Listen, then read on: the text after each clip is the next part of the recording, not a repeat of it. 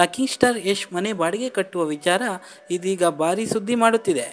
ಮಂಡ್ಯದಲ್ಲಿ ನಿನ್ನೆ ಪ್ರಚಾರದ ವೇಳೆ ಜೆಡಿಎಸ್ ಕಾಂಗ್ರೆಸ್ ಮೈತ್ರಿ ಅಭ್ಯರ್ಥಿ ನಿಖಿಲ್ ಕುಮಾರಸ್ವಾಮಿ ಅವರು ಮನೆ ಬಾಡಿಗೆ ಕಟ್ಟಕ್ಕಾಗದೇ ಇರೋರು ನಮ್ಮ ಯೋಗ್ಯತೆ ಬಗ್ಗೆ ಮಾತನಾಡ್ತಾರೆ ಅಂತ ಯಶ್ಗೆ ಟಾಂಗ್ ಕೊಟ್ಟಿದ್ದರು.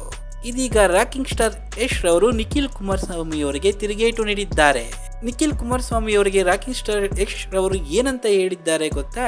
ಅದಕ್ಕಿಂತ ಮುನ್ನ ನೀವಿನ್ನೂ ನಮ್ಮ ಚಾನಲ್ನ ಸಬ್ಸ್ಕ್ರೈಬ್ ಆಗಿಲ್ಲ ಅಂದರೆ ಕೆಳಗಡೆ ಕಾಣುವ ರೆಡ್ ಕಲರ್ ಸಬ್ಸ್ಕ್ರೈಬ್ ಬಟನ್ನ ಪ್ರೆಸ್ ಮಾಡಿ, ಹಾಗೆ ನಮ್ಮ ಹೆಚ್ಚಿನ ವಿಡಿಯೋ ಅಪ್ಡೇಟ್ಸ್ಗಾಗಿ ಪಕ್ಕದಲ್ಲಿರುವ ಬೆಲ್ ಐಕನ್ನ ಕೂಡ ಪ್ರೆಸ್ ಮಾಡಿ.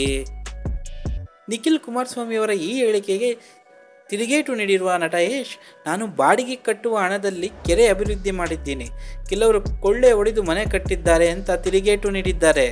ಒಟ್ಟಿನಲ್ಲಿ ಮಂಡ್ಯದಲ್ಲಿ ನಡೆಯುತ್ತಿರುವ ರಾಜಕೀಯ ಇದೀಗ ವೈಯಕ್ತಿಕ ತಿರುವು ಪಡೆದುಕೊಳ್ಳುತ್ತಿದೆ.